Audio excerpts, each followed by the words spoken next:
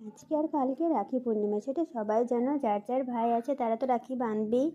আর আমারও ভাই আছে, আমি যাব আজকে মামা বাড়ি বিকালে ভাবছি। তো আমার ছেলে বলছে আমার ঠাম্মির কাছে আমি রাখি বাঁধবো। তো যাই হোক, ওর ঠাকুমা বাজার থেকে গিয়ে সব জিনিস জোগাড় করে নিয়ে এসেছিলো, রাখি কিনে নিয়ে এসছে। ওর জন্য ও গিফট চায়, মানে ও গিফট ছাড়া রাখি বাঁধবে না। আর দেখো ও যেভাবে দেখছে, ওকে দেখে তো আমাদের প্রচণ্ড হাসি পাচ্ছে, যেন মনে হচ্ছে ও কতই না লজ্জা পাচ্ছে। তো যাই হোক, ও ঠাকুমা চান টান করে ওকেও চান টান করিয়ে দিয়েছি, রেডি করিয়ে বসিয়ে দিয়েছি। আমি চলো তুমি রাখিটা বেঁধে নাও, কারণ বিকালে আমরা চলে যাব, যেহেতু ওর তো বাঁধা হবে না। তো তার জন্য আমরা ওকে রেডি করিয়ে বসিয়ে দিয়েছিলাম।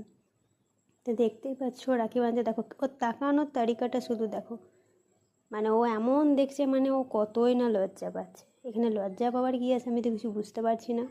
তোমরা যদি কিছু বুঝতে পারো অবশ্যই আমাকে কমেন্ট করে জানিও। আমি শুধু দেখছি ওর রিয়াকশানটা ও কেমন নিতে পারে। দেখো লজ্জা দেখো, যেন মনে হচ্ছে ওকে আইবুড়ো ভাত খাওয়ানো হচ্ছে। ও এত লজ্জা পাচ্ছে, এবার ওর মানে ও নিজেকে কন্ট্রোলই করতে পারছে না, দেখতে পাচ্ছ। এবার ও বলছে আমার গিফট কই। ও গিফটের জন্য আশা করে বসে আছে যে কখনও গিফট পাবে। এবার প্রণাম করলো, এবার এক হাতে প্রণাম করছে। আবার ওকে শিখিয়ে দেওয়া হলো যে 2 হাতে প্রণাম করো। তারপর ও ঠাম্মি ওকে আশীর্বাদ করে দিল।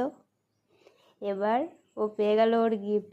ও এখনও জানে না ওর মধ্যে মেন জিনিসটা নেই, ও যেটার জন্য এত এক্সাইটেড আছে সেটা ওখানে নেই। ও জামাটা দেখছে, জামাটা দেখার পর বলবো আমার গিফটটা কই। তারপরে ব্যাস, ও পেয়ে গেছে ওর ফেভারিট জিনিস। এর থেকে বড় খুশি ওর আর কিছু চাই না। এবারে জামাটা পরে ওকে বলছি ভালো করে দাঁড়া, ও দৌড়ে বেড়াচ্ছে। তারপরে বললাম একটু হাই করে দে, না হাই করে দিয়েছে।